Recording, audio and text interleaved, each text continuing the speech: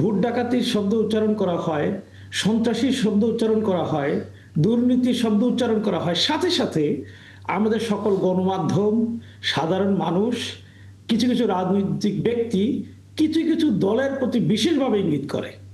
আমি বলবো এই ধরনের অপরাধীর আসলে কোনো দল নাই। সে অপরাধীরা অপরাধী যে দলেরই হোক, সেই দল কোনোভাবেই কোনো রাজনৈতিক দলের প্রশ্রয় পাবে না বলে আমি বিশ্বাস করি। না, কিন্তু আপনারা তো কিন্তু কিন্তু কিন্তু আপনারা জামায়াত ইসলাম তো এই ক্যাম্পেইন চালিয়েছে, বিএনপির বিরুদ্ধে এই ক্যাম্পেইন দীর্ঘদিন ধরে চালিয়েছে। আপনি বলছেন যে এটি আপনারা এই ইঙ্গিত করেননি, কিন্তু আপনারা তো চালিয়েছেন।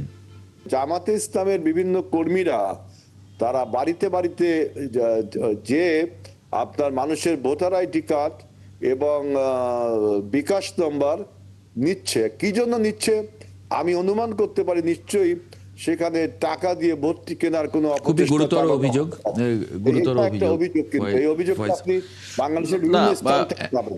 এটা হয়তো আমরা অনেকেই বলার ভুলের কারণে বলি যে ভোটার কার্ড সংগ্রহ করা মানে আপনি তো নিশ্চয়ই এনআইডি বোঝাতে চাচ্ছেন, national identity card, right? So কারো এনআইডি কার্ড কেউ এভাবে কালেকশন করবে, একটা ওই মোবাইল ব্যাংকিং অপারেটরের নাম্বার নিয়ে যাবে, এগুলি তো ওয়াইজ না, কোনো বিবেচনাতেই না। সুতরাং পার্টিকুলার যদি কমপ্লেইন থাকে, এখন আপনি এই অভিযোগটা ধরুন একদিকে আজিজুল বাড়ি হেলাল ভাই করছেন তার এলাকা থেকে, খুলনা থেকে, আরেকজন করছে দিনাজপুর থেকে, সব জায়গায় যদি একই ট্রেন্ড হয়, অ্যাটলিস্ট তো মিডিয়া তো একটা রিপোর্ট আসার কথা। শিরোনাম দেখছিলাম দেশের অন্যান্য সংবাদভিত্তিক টেলিভিশনগুলোর মোটামুটি কাছাকাছি শিরোনামগুলো আছে। এর মধ্যে আমাদের সঙ্গে যুক্ত হয়েছেন সালাউদ্দিন আইয়ুবী, সাবেক কেন্দ্রীয় সভাপতি, বাংলাদেশ ইসলামী ছাত্র শিবির। স্বাগত জানাই আপনাকে একাত্তর জার্নালে। ফয়েজ আহমদ, বিরতির আগে আমরা যে আলোচনায় ছিলাম, রাজনৈতিক আলোচনা, প্রচারণা শুরু হয়েছে আজকে, এবং বিভিন্ন দলের প্রধানরা খুব মাঠে সরব এবং প্রতিপক্ষকে নানানভাবে ঘায়েল করার বক্তব্য দিচ্ছেন। তারা খুব স্বাভাবিক, নির্বাচনের আগে এটাই হবে। বিশেষ করে প্রোটোকলের বিষয়ে তারেক রহমান যে ইঙ্গিত দিয়েছেন, এর আগে জামায়াতের আমিরও এ নিয়ে বক্তব্য রেখেছিলেন তারেক রহমানের নিরাপত্তা। না, দেখুন, প্রোটোকলের বিষয়টা আমার মনে হয় একটু আমাদের পরিষ্কার হওয়া জরুরি।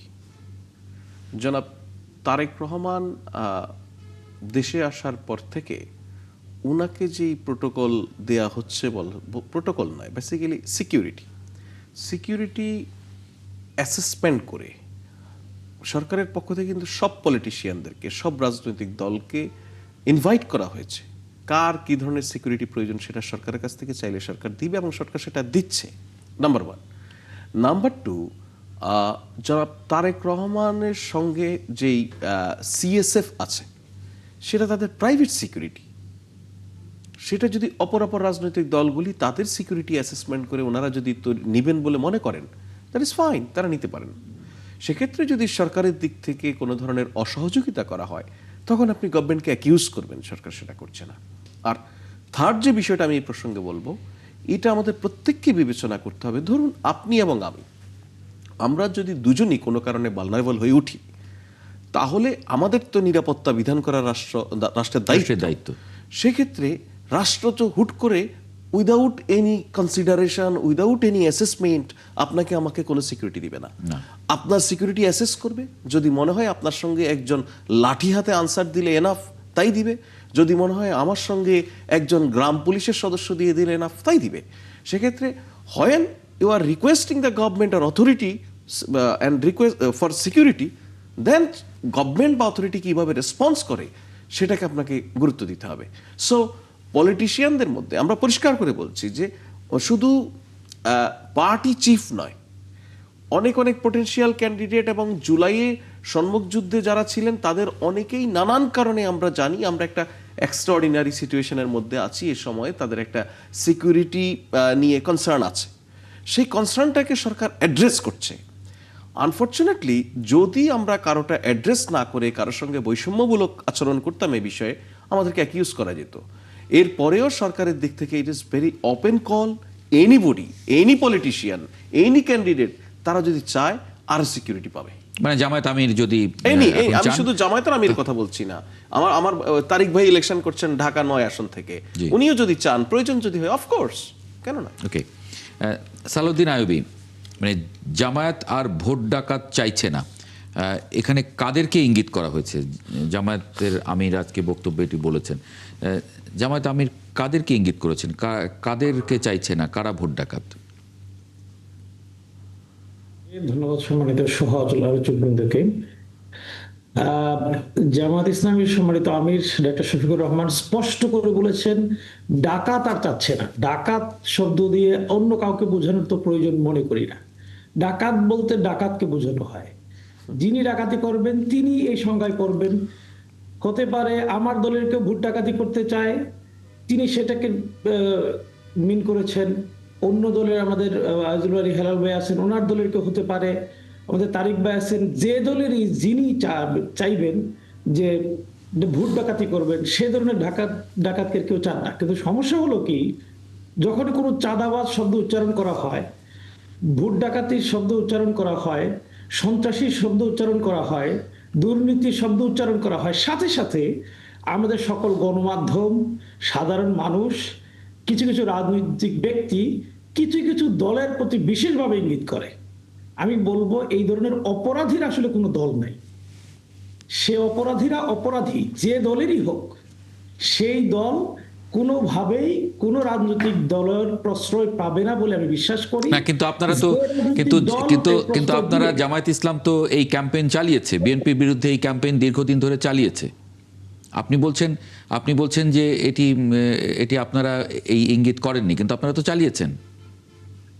আমি বলছি একটা বক্তব্য দেখান যেখানে বলা হয়েছে যে বিএনপির চাঁদাবাজি, বিএনপির দুর্নীতি, বিএনপির সন্ত্রাসী, একথা কোনো বক্তব্য জামাত ইসলামের কোনো নেতা দিয়েছে কোথাও না। কিন্তু যেটা হয়েছে, আমি যখনই চাঁদাবাজির কথা বলি আপনি মিন করেন যে এটা বিএনপিকে বলা হয়েছে। না, কিন্তু আপনারা তো ইঙ্গিত করেছেন। এটা রাজনীতিতে ওইভাবে কখনো বলতে হয় না, কিন্তু হয়ে গেছে বিষয়টা। আমরা তো মিন করি না, আমরা মিন করি চাঁদাবাজি বলতে চাঁদাবাজকেই মিন করি, আমরা দুর্নীতিবাজ বলতে দুর্নীতিবাজকেই মিন করি, আমরা ডাকাত বলতে ডাকাতকে মিন করি। আমরা তো কোনো দলকে মিন করি না, কিন্তু সে দল মনে করে যে আমাকে মিন করছে। জি, আজিজুল ভাই স্পষ্টতই বোঝা যায় যে সে নিজে ইনফিরিয়রিটি কমপ্লেক্সে ভুগছে। জি, আজিজুল বারী হেলাল, আপনারা কি কোনো ইনফিরিয়রিটি কমপ্লেক্সে ভুগছেন? ওনারা তো এগুলো ইঙ্গিত করেন না, কিন্তু আমরা ইনফেরিয়ার হব কেন? আমাদের এত বড় একটা রাজনৈতিক দল, আমাদের এত ঐতিহ্য, আমরা কতবার ক্ষমতায় এসেছি, আমাদের বিরুদ্ধে আমরা জনপ্রিয় দল হিসেবেই ক্ষমতায় এসেছি। আমার বক্তব্য সালাউদ্দিন আইয়ুবীর সাথে একমত। যারা চাঁদাবাজি করে, সন্ত্রাসী করে, স্কুল দখল করে, ব্যাংক দখল করে, তাদেরকে জনগণ যেন বয়কট করে এবং পরিহার করে।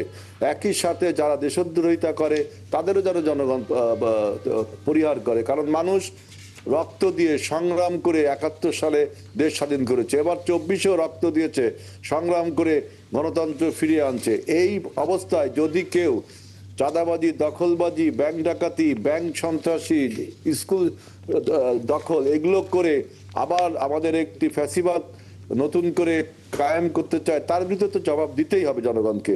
সুতরাং আমরা বলছি যে এগুলো শুধু কথার কথা না, it is not like a so to say.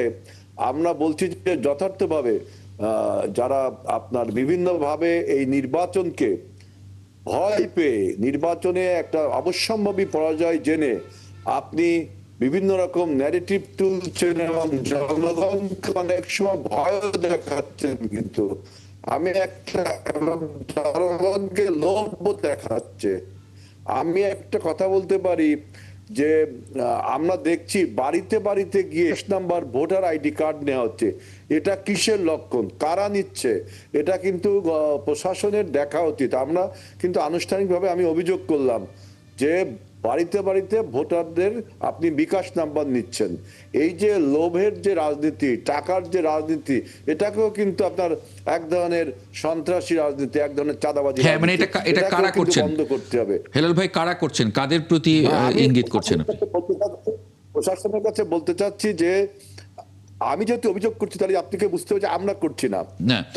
মানে আপনারা এখন কি আনুষ্ঠানিক কোনো প্রমাণ সহ কি আপনারা নির্বাচন কমিশনে আমরা আনুষ্ঠানিকভাবে কথা বলেছি যে জামাতে ইসলামের বিভিন্ন কর্মীরা তারা বাড়িতে বাড়িতে যে আপনার মানুষের ভোটার আইডি কার্ড এবং বিকাশ নাম্বার নিচ্ছে। কি জন্য নিচ্ছে আমি অনুমান করতে পারি, নিশ্চয়ই সেখানে টাকা দিয়ে ভর্তি কেনার কোনো খুবই অপচেষ্টা গুরুতর চালানো অভিযোগ, হবে। গুরুতর এটা একটা অভিযোগ। অভিযোগ, কিন্তু এই অভিযোগটা ফয়েজ- আপনি বাংলাদেশের না, বিভিন্ন বা- স্থান থেকে পাবেন। এটা বেশ কয়েকদিন ধরেই বিএনপির নেতৃবৃন্দ বলছেন। আমি প্রত্যাশা করব যে এই বিষয়গুলি আসলে একদম পার্টিকুলারলি কমপ্লেইন করা উচিত ইলেকশন কমিশনের কাছে, এবং মানে অনেস্টলি বলি, এই অভিযোগ একটা রাজনৈতিক দলের অভিযোগ, সেটা আমি খুব বেশি রেসপন্স করতে চাই না। তবে এতটুকু বলি, অভিযোগে কিছু পার্টিকুলার পয়েন্ট আমার কাছে খুব বেইগ মনে হয়, হ্যাঁ, খুব বেইগ মনে হয়। সো সেটা ওনারা আরো নিখুঁতভাবে একদম তথ্য প্রমাণ সহ ইলেকশন কমিশন, এবং পার্টিকুলারলি যখন যদি বাড়ি ওয়াইজ যেখানে ইলেকশন করছেন ওনার ওখানে হয়, না তাহলে উনি, ওই প্রশাসন returning সউদ্যোগে officer-কে- প্রশাসন সউদ্যোগে তদন্ত করতে পারে না? আমি যেই কদিন ধরে অভিযোগ হচ্ছে তাতে আমি নিশ্চিত প্রশাসন এখন পর্যন্ত ওই ধরনের সুনির্দিষ্ট কিছু পায়নি, পেলে অবশ্যই ব্যবস্থা নিত। প্রশাসন বলতে ইলেকশন কমিশন, রিটার্নিং অফিসার। না, এখন হেলাল ভাই যেটা তাহলে তো বলছেন, হেলাল ভাই যে অভিযোগ প্রশাসনের করছেন, হেলাল ভাইয়ের কাছে যদি তথ্য থাকে তাহলে তো ডেফিনেটলি আমি তো রিটার্নিং ওয়েলকাম অফিসার হেলাল করছি। ভাইয়ের সঙ্গে যোগাযোগ করে সেই Of course, তথ্য নিতেই পারে। of course, প্রথম কথা হচ্ছে আমি হেলাল ভাইকে একটা কারেকশন দেই, মেবি এটা হয়তো আমরা অনেকেই বলার ভুলের কারণে বলি, যে ভোটার কার্ড সংগ্রহ করা মানে আপনি তো নিশ্চয়ই এনআইডি বোঝাতে চাচ্ছেন, national identity card, right? So কারো এনআইডি কার্ড কেউ এভাবে কালেকশন করবে, একটা ওই মোবাইল ব্যাংকিং অপারেটরের নাম্বার নিয়ে যাবে, এগুলি তো ওয়াইজ না, কোনো বিবেচনাতেই না। সুতরাং পার্টিকুলার যদি কমপ্লেইন থাকে, এখন আপনি এই অভিযোগটা ধরুন একদিকে আজিজুল বাড়ি হেলাল ভাই করছেন তার এলাকা থেকে, খুলনা থেকে, আরেকজন করছে দিনাজপুর থেকে, সব জায়গায় যদি একই ট্রেন্ড হয়, অ্যাটলিস্ট তো মিডিয়া তো একটা রিপোর্ট আসার কথা।